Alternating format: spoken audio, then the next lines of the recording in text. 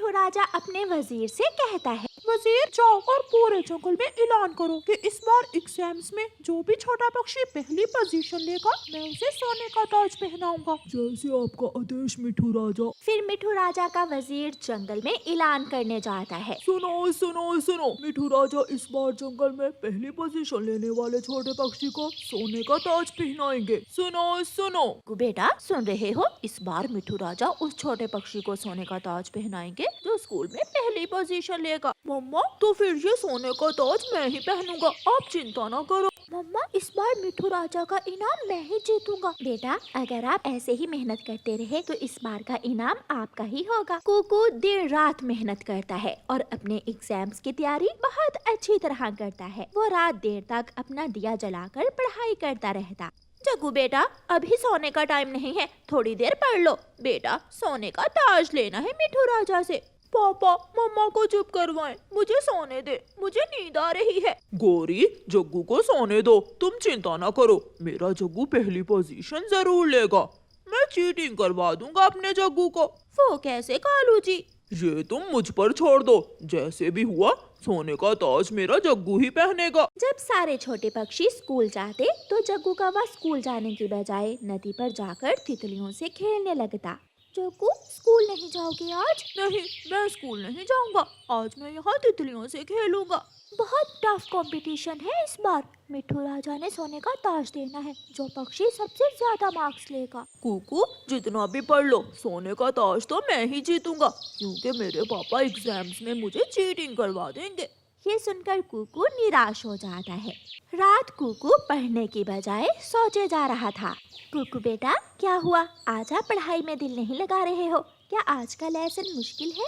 मम्मा क्या फायदा मेरे पढ़ने का? जग्गू के पापा जग्गू को चीटिंग करवाकर मिठू राजा का इनाम तो जग्गू को दिलवा देंगे। बेटा कुकू आपकी पढ़ाई कभी भी बेकार नहीं जाएगी। अगर मिठू राजा का इनाम ना भी मिला तो आगे की जिंदगी में ये पढ़ाई आपके बहुत काम आएगी। आज के दौर में अगर आगे बढ़ना है तो पढ़ाई बहुत ज़रूरी है। हाँ मम्मा ये बात तो है, अगर मैं इनाम ना भी जीता तो क्या हुआ, मैं दिल लगाकर पढ़ूंगा और एक कामयाब पक्षी बनूंगा। कुकू पढ़ाई करने लगता है। वक्त गुजरता गया और फिर एग्जाम्स के दिन आ जाते हैं। पापा कल मेरा मैथ का पेपर है, मैथ की बुक अपने बैग के नीचे छुपा कर रख लेना, और अगर टीचर देख ले तो छुपा लेना, ठीक है ना? समझ गए? पापा अगर मैं पकड़ा गया तो फिर क्या होगा? तुम चिंता ना करो, मैं कर लूँगा। फिर दूसरे दिन छोटे पक्षियों का मैथ का पेपर शुरू होता है। कुकू सारे सवाल लिख रहा था, लेकिन जग्गू कौवा इधर उधर देखता और अपने बैग के नीचे से किताब निकालकर सवाल के जवाब ढूंढने लगता। टीचर टीचर जग्गू के पास किताब है। नहीं नहीं टीचर, कीकी झूठ बोल रहा है। जग्गू खड़े हो जाओ, इधर आओ, मेरे पास आओ। बुलबुल टीचर जग्गू को वहाँ से उठाकर दूसरी जगह बिठा देती है। अब जग्गू तो एक शब्द भी नहीं लिख सकता था, क्योंकि उसने कौन सा पढ़ाई की थी। सारे पेपर्स में ऐसा ही होता है, किसी में जग्गू की चीटिंग चल जाती तो किसी में वो पकड़ा जाता है। एग्जाम्स के बाद फाइनल रिजल्ट का दिन आ जाता है। इस बार के एग्जाम्स में फर्स्ट पोजीशन लेने वाले छोटे पक्षी का नाम है कुकू। ये सुनकर कुकू की मम्मा की आंखों में खुशी के आंसू आ जाते हैं। ये कुकू का बच्चा चीटिंग करके फर्स्ट आया है, मेरा जग्गू कुकू से ज्यादा लायक है। गोरी बहन मेरा कुकू सारी सारी रात पढ़ाई करता था और तुम्हारा जग्गू सारा सारा दिन नदी पर बैठकर तितलियों से खेला करता था। फिर गौरी और कालू गुस्से में वहाँ से चले जाते हैं। तोता राजा रानो चिड़िया और उसके बेटे को अपने महल में बुलाता है और कुकू को सोने का ताज पहनाता है। मुझे गर्व है बेटा आप पर कि आपने अपनी मेहनत और कोशिश से ये इनाम जीता। अपने आने वाले वक्त में भी ऐसे ही मेहनत और कोशिश करते रहना। मिठू राजा मुझे पूरा विश्वास है कि मेरा बेटा अपनी मेहनत से एक कामयाब पक्षी जरूर बनेगा। कुकू ने अपनी मम्मा का सर फख्र से बुलंद कर दिया था और वो बहुत खुश था। मिठू जी आज सब्जी में आलू लेकर आना, आज मेरा आलू खाने का बहुत दिल कर रहा है। थोड़ा पनीर डालकर आलू पनीर बना लेना, मैं अभी आलू लेकर आता हूँ। अपनी पत्नी से ऐसे कहते हुए मिठू तोता कबूतर चाचा की दुकान से आलू लेने चला जाता है। कबूतर चाचा मुझे 2 किलो आलू दे दो। साथ कुछ और भी लोगे, भिंडी टमाटर या फिर कोई और सब्जी? नहीं, मेरे घर में बाकी की चीजें है। मिट्ठू तोता कबूतर से आलू लेता है और वापस अपने घर जाता है। रास्ते में जाकर मिट्ठू का प्लास्टिक बैग फट जाता है और आलू एक एक करके जमीन पर गिरने लगते हैं। पेड़ पर बैठी हुई गौरी कव्वी ये देखकर जल्दी से उठती है और वो आलू उठा उठा कर टोकरी में रखने लगती है। तोता तो अपने ध्यान उड़ता जा रहा था और उसके सारे आलू रास्ते में गिरते जा रहे थे। गौरी, ये आलू तो तोते के गिरे हैं, तुम ये आलू क्यों उठा रही हो? मोटो, परेशान क्यों हो? मैं ये आलू अपने तोते भाई जी के घर ही देने जा रही हूँ। बुलबुल चली जाती है और गौरी कव्वी वो आलूओं से भरी हुई टोकरी लेकर अपने घर चली जाती है।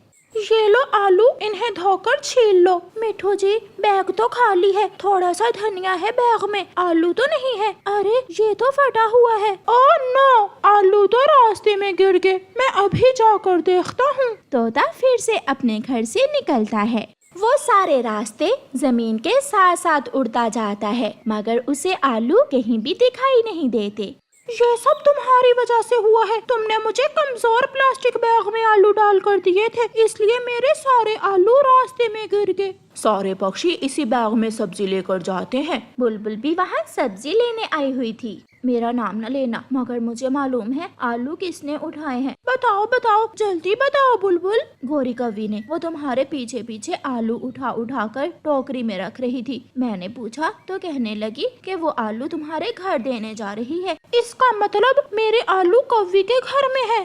तोता भागा भागा गौरी कव्वी के घर जाता है। ये आलू मेरे हैं। हाँ हाँ, तेरे हैं। चलो चलो, भागे यहाँ से, बड़ी चोंच वाले। दिखाओ मुझे कहाँ इन पर तुम्हारा नाम लिखा हुआ है। मेरा बैग फट गया था, इसलिए आलू रास्ते में गिर गए। चल चल, भाग जा, मुझे ये रास्ते से मिले हैं और रास्ते से मिली चीज जिसे मिले उसी की होती है। तोता लड़ना नहीं चाहता था, इसलिए तोता वहाँ से चला जाता है। दाल बना लो हरियाली, मेरे पास और पैसे नहीं कि आलू ला सकूं।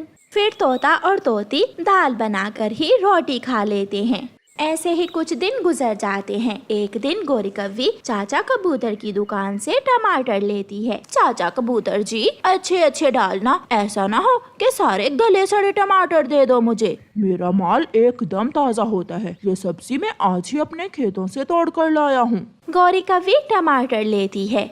रास्ते में गौरी कव्वी को उसकी पुरानी सहेली लंबे लंबे बालों वाली पिंकी कव्वी मिल जाती है। दोनों सहेलियां एक पेड़ की छांव में बैठ जाती हैं और बातें करने लगती है। वो सामने ही तो मेरा घर है, कभी कभी मिलने आ जाया करो मुझे। गौरी, वो दिन भी क्या दिन थे जब हम छोटी छोटी चीजों के लिए पक्षियों को मारा करती थी। पिंकी, मैं तो अब भी ऐसे ही करती हूँ। वो थोड़ी देर बातें करती हैं और फिर वहाँ से चली जाती हैं। गौरी कव्वी अपना टमाटरों का बैग उसी जगह भूल जाती है। जब तोता वहाँ से गुजरता है तो वो टमाटरों से भरा हुआ बैग देखकर वहाँ आ जाता है। ताजा ताजा टमाटर और पास कोई भी नहीं है, इसका मतलब ये टमाटर मेरे हुए। तोता वो टमाटर उठाकर घर ले जाता है।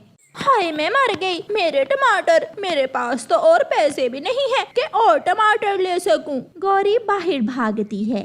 यहाँ तो मेरे टमाटर नहीं है, कहाँ जा सकते हैं मेरे टमाटर? गौरी थक हार कर तोते के पास जाती है। तोते तोते, मेरे टमाटर कहीं रास्ते में खो गए हैं, कहीं तुम्हें तो नहीं मिले? ये सुनकर तोता और तोती हंसने लग जाते हैं। हमने तो उन टमाटरों की चटनी बनाकर खा ली और बाकी मोहल्ले में बांट दिए। राह में गिरी चीज जिसे मिले उसी की होती है। ये सुनकर गौरी को अपनी आलू वाली बात याद आ जाती है और वो शर्मिंदा होकर वहाँ से चली जाती है।